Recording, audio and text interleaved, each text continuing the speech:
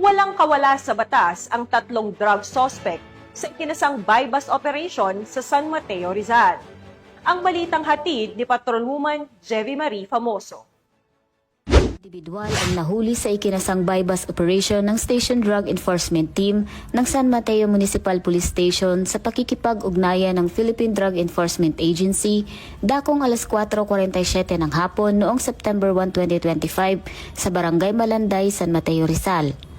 Kinilala ang mga suspect sa alias na Gilbert, Jasmine at Francisco.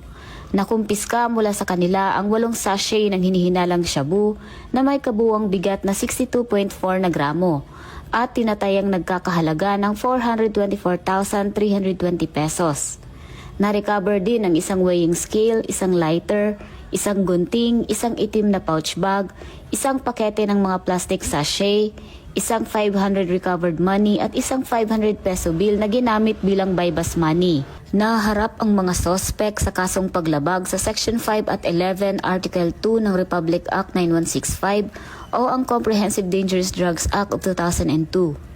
Pinuri naman ni Police Colonel Feloteo E. Gonzalgo, Acting Provincial Director ng Rizal Police Provincial Office, ang mabilis na aksyon ng San Mateo Police laban sa iligal na droga.